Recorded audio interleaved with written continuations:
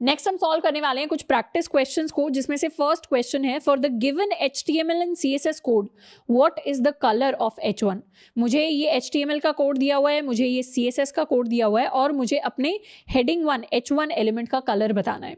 अब H1 के पास एक ID है ग्रीट नाम से एंड एक क्लास है इसके पास माई क्लास नाम से और टेक्स्ट इसके अंदर हेलो लिखा हुआ है। सेम H1 के लिए 3 बार CSS डिफाइन की गई है, यानी पहले CSS के अंदर H1 को कलर दिया गया है पिंक, उसके बाद ग्रीट से आईडी से एक्सेस किया है सेम एलिमेंट को जिसकी ग्रीट आईडी है एंड इसको कलर दिया है येलो, एंड उसके बाद क्लास से एक्सेस दिया है एंड फिर इसको कलर दिया है ब्राउन। अब हमने एक रूल याद किया था स्पेसिफिसिटी में कि आईडी की इंपॉर्टेंस क्लास से ज़्यादा होती है एंड क्लास की इंपॉर्टेंस एलिमेंट से ज़्यादा होती है। ये सिलेक्टर्स की यहाँ पर बात हो रही है।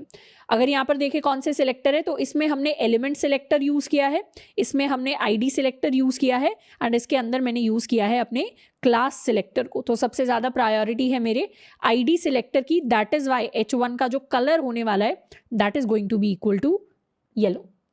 नेक्स्ट प्रैक्टिस क्वेश्चन की बात करते हैं। मुझे अपना HTML का ये वाला कोड दिया हुआ है, CSS का ये वाला कोड दिया हुआ है और मुझे बैकग्राउंड कलर बताना है पैराग्राफ के लिए। तो एक डिव मैंने बनाया है HTML के अंदर, उसके अंदर पैराग्राफ है, पैराग्राफ को मैंने क्लास भी दी है पैरा नाम से एंड उसके अंदर हमने एक टेक्स्ट लिखा है। तो CSS के अंदर इस तरीके से प्रॉपर्टीज डिफाइंड है। सबसे पहले डिफाइंड है कि इमीडिएटली डिव के बाद जो पैराग्राफ आता है उसका बैकग्राउंड कलर ब्लैक हो जाए। उसके बाद डिफाइंड है कि डॉट पैराग्राफ से, यानी जो क्लास का नाम पैरा है उसके लिए बैकग्राउंड कलर ब्लू हो जाए। तो ये बात तो हम यहाँ पर इसी पैराग्राफ की कर रहे हैं, बट यहाँ पर मैंने क्या यूज़ किया है, यहाँ पर मैंने क्लास सिलेक्टर को यूज़ किया है। उसके बाद मैंने डायरेक्टली P को यूज़ किया है एंड P से मैंने बैकग्राउंड कलर को दिखाने की कोशिश करी है एज ग्रीन। तो ये हो गया मेरा एलिमेंट सिलेक्टर। अब ये तो क्लियर है कि ये जो पैरा क्लास है ये इसी पैराग्राफ के लिए है एंड ये एलिमेंट सिलेक्टर भी इस पैराग्राफ पर अप्लाई करेगा। एक बार इस डिव एंड पी की बात करते हैं। यहाँ पर कौन सा सिलेक्टर यूज हो रहा है, ये सिलेक्टर है मेरा डिसेंडेंट सिलेक्टर, यानी डिव के अंदर कोई भी अगर पैराग्राफ है तो उसके लिए बैकग्राउंड कलर होना चाहिए ब्लैक के इक्वल। अब ये डिफरेंट टाइप्स के सिलेक्टर हैं जो सारे के सारे पैराग्राफ पर अप्लाई कर रहे हैं। तो हमने सीखा जब भी डिफरेंट टाइप्स के सिलेक्टर्स होते हैं जो पैराग्राफ पर अप्लाई करते हैं तो उसके लिए हम स्पेसिफिसिटी कैलकुलेट कर लेते हैं। मेरा 3 डिजिट नंबर, तो सबके लिए 3 डिजिट नंबर कैलकुलेट करते हैं। नीचे से शुरुआत करते हैं। पैराग्राफ की अगर बात करूं तो एलिमेंट सिलेक्टर है, एलिमेंट के लिए मैं 1 नंबर ऐड कर देती हूं यहाँ पर, बाकी दोनों 0 हैं क्योंकि ना आईडी है, ना क्लास है, ना एट्रीब्यूट है, ना सूडो क्लास, वो सब सारी चीज़ें नहीं है। यहाँ पर पैराग्राफ की बात करें क्लास सिलेक्टर है तो 1 आ जाएगा यहाँ पर, 0 0 यहाँ पर क्योंकि आईडी भी नहीं है, एलिमेंट सिलेक्टर भी नहीं है। डिव एंड पी की बात करें तो डिव मेरा एक एलिमेंट सिलेक्टर हो जाएगा, पी भी मेरा एक एलिमेंट सिलेक्टर है, तो दोनों मिलाकर 1 + 1 यानी 2 का स्कोर दे देंगे मुझे यहाँ पर, एंड बाकी यहाँ पर 0 आ जाएगा क्योंकि कोई क्लास नहीं है, यहाँ पर 0 आ जाएगा क्योंकि कोई आईडी नहीं है।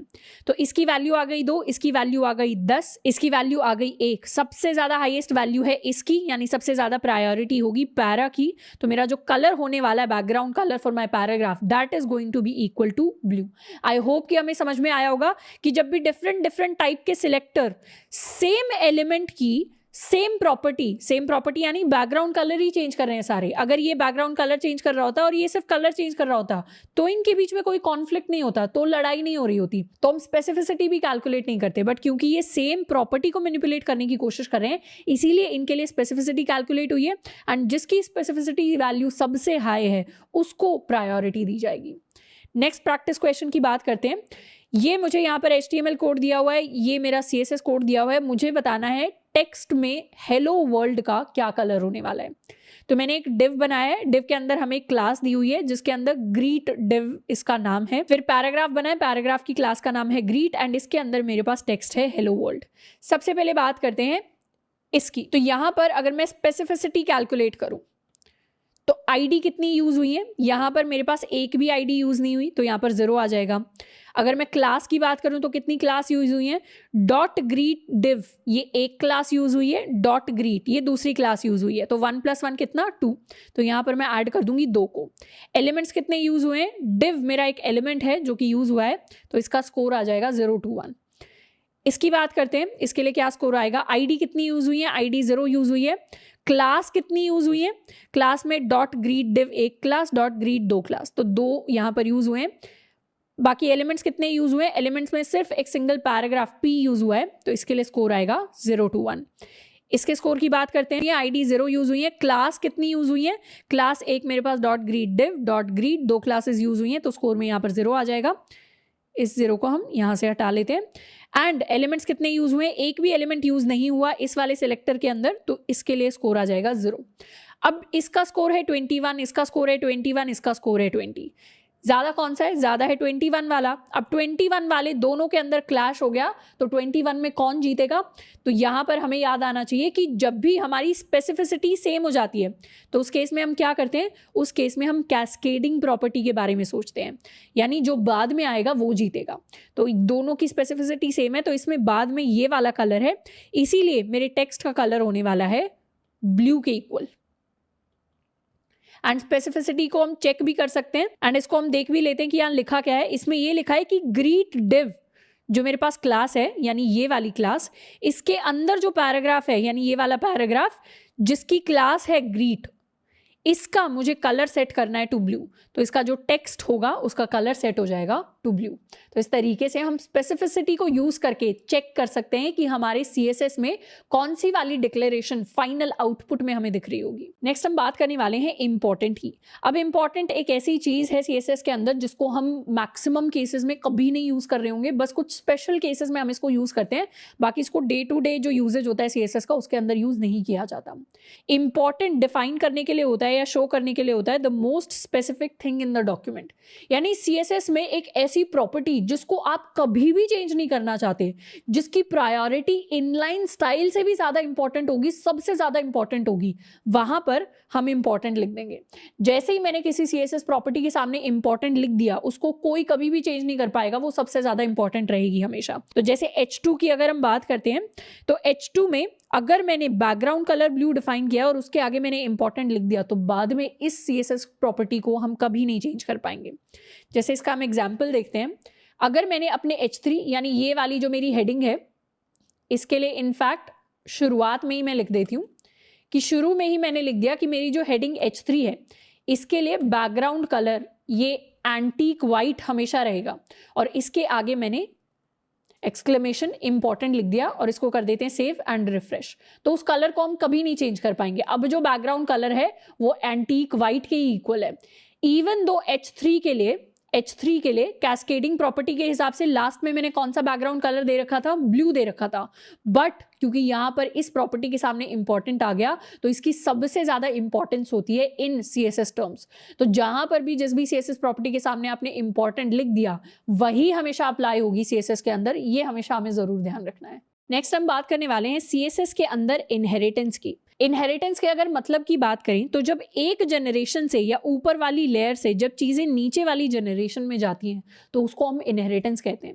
जैसे हमारे जो ग्रैंड पेरेंट्स वाली लेयर थी, उस लेयर से सारी की सारी जो चीजें हैं वो हमारे पेरेंट्स वाली लेयर तक आती हैं, और उससे सारी की सारी चीजें हमारी लेयर तक आएंगी।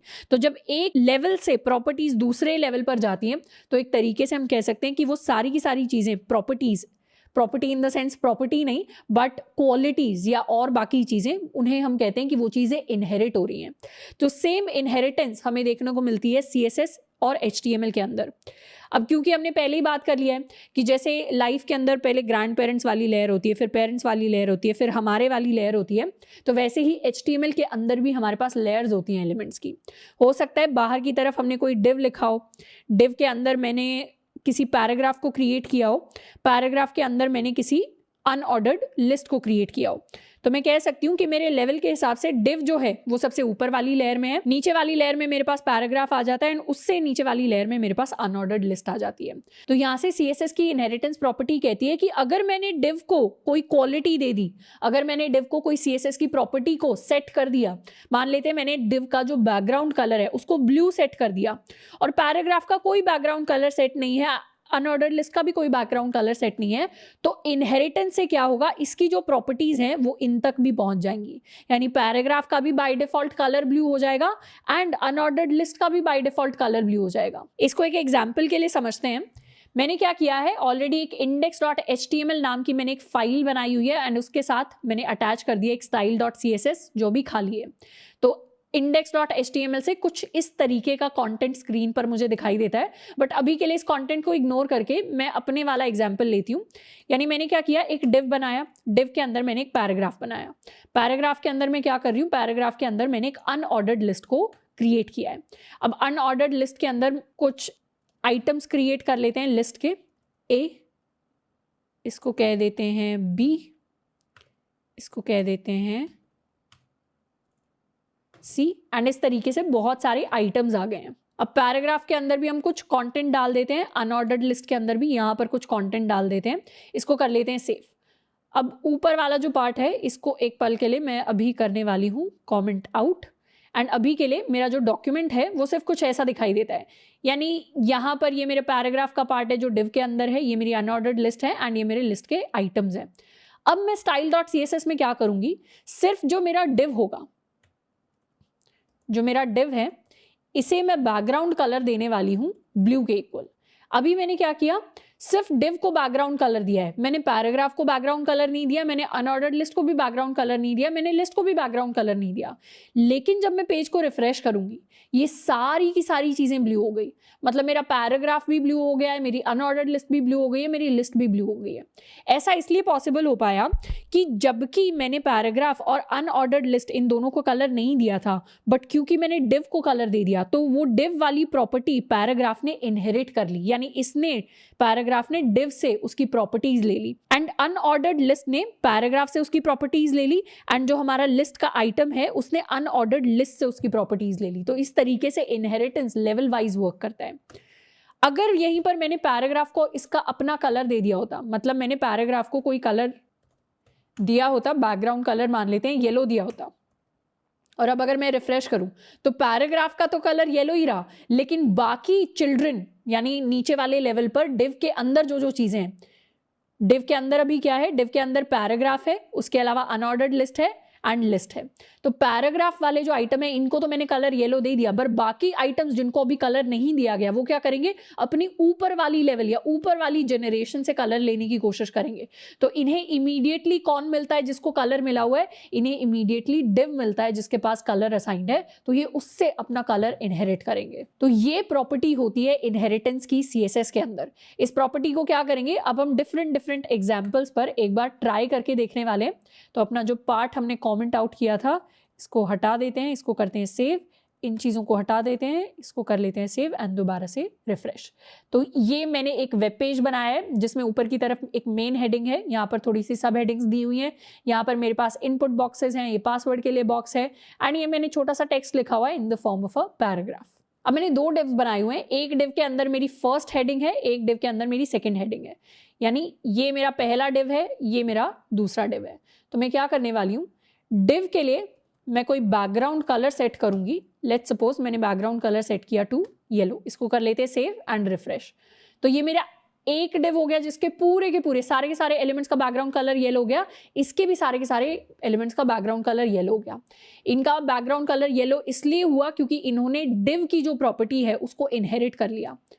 यहीं पर अब अगर मैं इस फर्स्ट डिव की बात करूं तो इस फर्स्ट डिव के अंदर अब अगर मैं फॉर्म को कलर दे दूं, यानी इतने पार्ट को अगर कलर दे दूं, तो इसको कलर देते हैं फॉर्म को। लेट्स सपोज मैंने बैकग्राउंड कलर दिया है रेड के इक्वल, इसको करते हैं रिफ्रेश। तो इतना पार्ट जो फॉर्म के अंदर वाला पार्ट था, इस पार्ट में बैकग्राउंड कलर अब चला गया है रेड के इक्वल। तो ये वाले जो एलिमेंट्स थे जो मेरे फॉर्म के अंदर आ रहे थे, ये एलिमेंट्स कौन कौन से हैं, ये एलिमेंट्स हैं मेरे इनपुट्स के लिए लेबल्स हैं। तो इन वाले एलिमेंट्स के लिए जो बैकग्राउंड कलर सेट हुआ है वो सेट हो गया है रेड के इक्वल। अब ऐसा क्यों हुआ, ऐसा इसलिए हुआ क्योंकि अगर मैं हायरार्की बनाऊं तो डिव के अंदर फॉर्म आता है और फॉर्म के अंदर लेबल आता है। अब लेबल सबसे पहले चेक करेगा कि क्या फॉर्म के पास बैकग्राउंड कलर सेट हो रखा है। फॉर्म के पास बैकग्राउंड कलर रेड सेट है तो लेबल भी क्या करेगा, अपना बैकग्राउंड कलर भी रेड सेट कर लेगा। लेकिन अगर फॉर्म के पास बैकग्राउंड कलर रेड सेट नहीं था, यानी ये वाली वैल्यू जब सेट नहीं थी, तो उस केस में क्या करता, लेबल चेक करता कि फॉर्म के पेरेंट यानी डिव के पास क्या बैकग्राउंड कलर सेट था, बैकग्राउंड कलर डिव के पास सेट था and that colour was yellow. तो उस केस में सारी की सारी चीज़ों ने अपना जो बैकग्राउंड कलर था उसको येलो सेट किया था। अब एक और चीज़ हम इस डॉक्यूमेंट में नोटिस करेंगे कि सारी की सारी चीज़ों के बैकग्राउंड कलर येलो सेट हो गए, बट ये जो इनपुट बॉक्सेस हैं इनके कलर सेट नहीं हुए।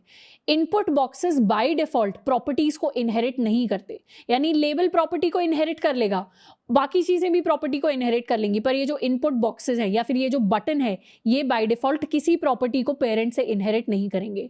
अगर मुझे इनकी प्रॉपर्टीज को इनहेरिट करवाना है तो उसके लिए स्पेसिफिकली CSS के अंदर जाकर मुझे लिखना पड़ेगा इनपुट के अंदर, अगर मैं चाहती हूँ कि ये बैकग्राउंड कलर को इनहेरिट करें तो मुझे लिखना पड़ेगा कि बैकग्राउंड कलर को अपने पेरेंट से इनहेरिट कर लो। तो इसको करेंगे सेव एंड रिफ्रेश, तब जाकर मेरे इनपुट बॉक्सेस का जो बैकग्राउंड कलर है वो चेंज होगा। सेम चीज ट्रू है मेरे बटन के लिए।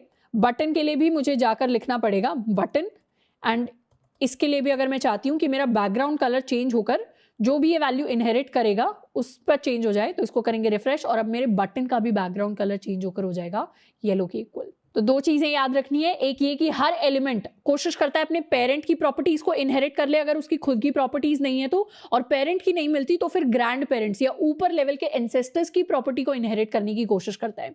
दूसरा ये कि सारे के सारे एलिमेंट्स ऐसा नहीं कर पाते, बटन्स एंड इनपुट उन एलिमेंट्स के टाइप्स हैं जो प्रॉपर्टीज इनहेरिट नहीं कर पाते, तो उनके केस में प्रॉपर्टी इनहेरिट कराने के लिए हमें CSS में उनको सिलेक्ट करके लिखना पड़ता है प्रॉपर्टी का नाम, एंड उसमें वैल्यू में हमें देना होता है इनहेरिट। अब इसके अलावा एक और स्पेशल चीज है जो हम सीखने वाले हैं, वो है कि हम इंस्पेक्ट को और ज्यादा कैसे यूज कर सकते हैं CSS को मैनिपुलेट करने के लिए या उसको सीखने के लिए। अब जैसे ही मैं अपने पेज के ऊपर किसी भी एलिमेंट को सिलेक्ट करती हूँ, जैसे मान लेते हैं मैंने हेडिंग को सिलेक्ट किया, तो अपने इंस्पेक्ट के कंसोल में मुझे इसकी सारी डिटेल्स दिखाई देने लगती हैं। स्पेसिफिकली हम बात करेंगे इस स्टाइल्स की। जब मैं स्टाइल्स पर चले जाती हूँ तो यहाँ पर मुझे एलिमेंट का पूरा स्टाइल दिखने लगता है। इनफैक्ट ये जो H2 हेडिंग है इसका स्टाइल मैं चेंज भी कर सकती हूँ। यहाँ एलिमेंट डॉट स्टाइल में जाऊंगी और यहाँ अगर मैं कलर को चेंज करना चाहूँ तो मैं इस कलर को चेंज करके रेड भी बना सकती हूँ। तो मेरी हेडिंग का क्या हुआ, कलर चेंज होकर रेड हो गया। मैं चाहूँ तो इसका बैकग्राउंड कलर भी चेंज कर सकती हूँ। ये बैकग्राउंड कलर मैंने सेलेक्ट किया एंड इसमें मैं सेलेक्ट करने वाली हूँ ब्लैक, तो मेरा बैकग्राउंड कलर ब्लैक हो गया एंड फॉरग्राउंड कलर यानी टेक्स्ट का कलर हो गया है रेड के इक्वल। तो इस तरीके से कई सारी ऐसी प्रॉपर्टीज हैं जिसको हम इंस्पेक्ट में ही जाकर मैनिपुलेट कर लेते हैं। इसी सेम तरीके से मैं किसी और एलिमेंट के लिए, लेट्स सपोज इस पैराग्राफ के लिए अगर इसी प्रॉपर्टीज को सेट करना चाहूँ तो एलिमेंट स्टाइल में जाकर मैं इसके बैकग्राउंड कलर को यहाँ से चेंज करके कर सकती हूँ टू एक्वा, तो इसका बैकग्राउंड कलर चेंज हो गया। इसी तरीके से अगर मुझे इसका फॉन्ट चेंज करना है तो फॉन्ट फैमिली की बात करते हैं, कई सारे ऑप्शंस मुझे मिल जाएंगे। तो इस तरीके से हम काफ़ी डायनेमिक तरीके से चेक कर सकते हैं कि मेरी क्या वैल्यू एक्चुअली सेट होने वाली है। तो मोनोस्पेस मैंने सेट कर दिया है एंड इस तरीके से मैं CSS को ब्राउजर के अंदर ही चेंज करके चेक कर सकती हूँ कि कौन सी चीज़ वेब पेज के ऊपर अच्छी दिखेगी एंड कौन सी चीज़ वेब पेज के ऊपर अच्छी नहीं दिखेगी। अगर मान लेते हैं अभी मुझे इस फॉन्ट को बंद करना है और डिफॉल्ट चलाना है तो मैं यहाँ से जाकर इस प्रॉपर्टी को क्रॉस भी कर सकती हूँ। टिक कर दिया यानी क्रॉस कर दिया। अब अगर इसका बैकग्राउंड कलर मैं वापस से रीसेट करना चाहती हूँ तो इसको प्रॉपर्टी को अनटिक करके मैंने क्या किया, उस प्रॉपर्टी को क्रॉस कर दिया। और जैसे ही इस पेज को रिफ्रेश कर दूंगी तो बाय डिफॉल्ट जो चीजें मैंने लिखी थी CSS फाइल के अंदर वही सारी स्टाइलिंग यहाँ पर इंप्लीमेंट हो रही होगी। एक और चीज ट्राई करते हैं, जैसे मेरे पास ये बटन है मेरा लॉगिन बटन। लॉगिन बटन के लिए मैं एक स्टाइल डिफाइन करने वाली हूँ फॉर हवर। जैसे ही जो मेरा बटन है इस पर हवर किया जाए तो वैसे ही मैं चाहती हूँ कि इसका बैकग्राउंड कलर चेंज हो जाएगा टू रेड। ये मैंने इसके लिए प्रॉपर्टी सेट की है, इसको मैंने रिफ्रेश कर दिया, हवर कर रहे हैं तो बैकग्राउंड कलर रेड पर सेट हो गया। अब जैसे ही मैं इस एलिमेंट को सिलेक्ट करूंगी, मान लेते हैं मैंने इस एलिमेंट को सिलेक्ट कर लिया, अब स्टाइल्स के अंदर जाकर जब मैं इस HOV पर क्लिक करूंगी तो मुझे बहुत सारी एलिमेंट स्टेट्स दिखेंगी। बेसिकली सूडो क्लास का काम होता है किसी स्टेट को सिलेक्ट करना, और अब मैं चाहती हूँ कि मैं हवर स्टेट में चेक करूँ कि बटन के साथ क्या होगा। तो हवर स्टेट में इसने मुझे दिखा दिया कि मेरे बटन का जो बैकग्राउंड कलर है वो रेड में चेंज हो जाएगा, और यहाँ विजुअली भी दिख रहा है कि हवर स्टेट के अंदर बटन का बैकग्राउंड कलर रेड हो जाएगा। बट हवर स्टेट नहीं है तो बटन का बैकग्राउंड कलर येलो रहेगा, और अगर स्टेट है तो दोबारा से रेड में चेंज हो जाएगा। अब मैं चाहती हूँ हवर स्टेट में बैकग्राउंड कलर रेड में चेंज ना हो, तो इस चीज को मैं यहीं पर टेस्ट कर सकती हूँ कि चेंज नहीं हुआ तो क्या रहेगा, चेंज नहीं हुआ तो येलो रहेगा। तो इस तरीके से बहुत सारी CSS की चीजें हैं जो हम ब्राउजर के अंदर ही मैनिपुलेट कर सकते हैं, और हमें ये आना चाहिए। हमने क्या क्या सीखा, इस एरो पर क्लिक कर कर मैं किसी भी एलिमेंट को सिलेक्ट कर सकती हूँ, यह हमें ऑलरेडी आता है, बट उस एलिमेंट की हम स्टाइलिंग भी चेक कर सकते हैं, उस स्टाइलिंग को मैनिपुलेट भी कर सकते हैं, उसमें चीजें ऐड भी कर सकते हैं, उसमें चीजें डिलीट भी कर सकते हैं, मतलब अनटिक कर सकते हैं, टिक एंड अनटिक कर सकते हैं, स्टेट भी चेक कर सकते हैं। तो कई सारी ऐसी CSS है जो सिर्फ हम ब्राउजर पे टेस्ट करके चेक कर सकते हैं कि कौन सी चीज अच्छी लगेगी, कौन सी चीज अच्छी नहीं लगेगी। अच्छा, इसके अलावा एक और खास चीज है जिसका आपको शायद दिमाग में आया होगा कि जब भी हम वेबसाइट्स को, वेब पेजेस को यहाँ पर डिजाइन कर रहे हैं तो बहुत सारे अजीब से कलर हमें दिखाई देते हैं। मतलब हो सकता है कि आप उतने अच्छे आर्टिस्ट नहीं हो, डेफिनेटली मैं तो उतनी अच्छी आर्टिस्ट नहीं हूँ, विजुअली चीजें मुझे अच्छे से डिजाइन करना नहीं आता। तो ऐसे केसेस में अगर हम अपना प्रोजेक्ट डिजाइन कर रहे हैं या अपनी वेबसाइट डिजाइन कर रहे हैं तो हम कैसे पता करें कि कौन से कलर्स एक वेबसाइट के ऊपर सुंदर लगेंगे, कौन से 4-5 कलर्स का कॉम्बिनेशन एक वेबसाइट के ऊपर अच्छा लगेगा। तो उस केस में बहुत सारे ऑनलाइन कलर पैलेट्स होते हैं। तो अगर मैं सर्च करूं तो बहुत सारे कलर पैलेट्स मुझे मिल जाएंगे। कलर पैलेट्स के लिए काफ़ी अवेलेबल ऑप्शंस होते हैं। एक कूलर्स एक अच्छी वेबसाइट है जिस पर जाकर आप एक्सप्लोर कर सकते हैं। आपको कैनवा पर भी काफ़ी सारे कलर पैलेट्स मिल जाएंगे एंड माई कलर स्पेस में भी मिल जाएंगे। तो कलर पैलेट से मुझे पता चल जाता है कि कौन से कलर्स का कॉम्बिनेशन देख के मुझे अच्छा लगने वाला है। जैसे यहाँ पर मैं कलर्स को जनरेट कर रही हूँ, ये coolers.co नाम से वेबसाइट है। तो यहाँ पर ये 5 कलर्स इसने जनरेट किए हैं। इन कलर्स के आपको हेक्स कोड भी मिल जाएंगे। तो इसने बोला है कि ये 5 जो कलर्स का कॉम्बिनेशन है ये आपकी वेबसाइट पर अच्छा लग सकता है। सेम चीज़ हम कैनवा पर जाकर कर सकते हैं। This is canva.com। इसमें ये जैसे ये कलर पैलेट्स का आपको सेट मिल गया या ये कलर पैलेट्स का सेट मिल गया कि ये 4 कलर्स एक वेबसाइट के ऊपर देखने में अच्छे लगेंगे। एक कलर आप मेन हेडिंग्स के लिए रख सकते हैं, एक कलर आप कंटेंट के लिए रख सकते हैं, एक कलर आप बटन्स के लिए रख सकते हैं।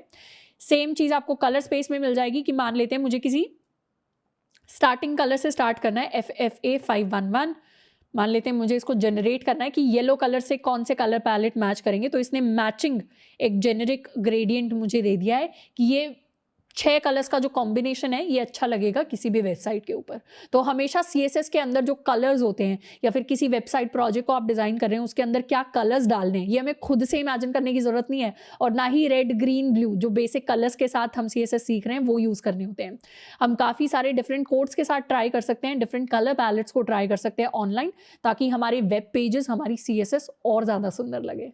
अच्छा, इसके अलावा इनहेरिटेंस में एक और छोटी सी चीज़ कि हर प्रॉपर्टी बाय डिफ़ॉल्ट इनहेरिट नहीं होती। जैसे बैकग्राउंड कलर इनहेरिट हो जाएगा, कलर इनहेरिट हो जाएगा, बट कुछ प्रॉपर्टीज़ होती हैं जिनको हम आगे जाके पढ़ेंगे, जैसे मेरी विड्थ हो गई या जैसे मेरी हाइट हो गई या जैसे बॉर्डर हो गया। इसके अलावा और भी काफ़ी सारी ऐसी प्रॉपर्टीज़ होती हैं जो नॉन इनहेरिटेड होती हैं, जिनको आप इनहेरिट नहीं कर सकते। तो इस चीज़ का हमें खास ख्याल रखना है कि ज़रूरी नहीं है कि हर बार आपने पेरेंट में कोई प्रॉपर्टी सेट कर दी तो उसको हमेशा हम इनहेरिट कर पाएंगे। कई बार ऐसी प्रॉपर्टी भी होती है जो इनहेरिट हो ही नहीं सकती, तो उस केस में स्पेसिफिकली जाके हमें प्रॉपर्टी की वैल्यू को सेट करना पड़ता है। तो आई होप कि CSS में सिलेक्टर्स, कॉम्बिनेटर्स, स्पेसिफिसिटी, इनहेरिटेंस एंड और भी डिफरेंट जो टॉपिक्स हमने इस चैप्टर के अंदर पढ़े उनको पढ़ने में आपको भी काफ़ी ज़्यादा मज़ा आया होगा। एंड इसके बाद CSS को काफ़ी लंबा जा रहा है CSS as compare to HTML, but ये जो जितने भी पार्ट्स हम करने वाले CSS के सारे वर्थ इट होंगे। एंड जितना भी टाइम हम इस चीज़ के ऊपर इनपुट करेंगे वो और ज़्यादा better projects and better websites design करने में हमारी हेल्प कर रहा होगा।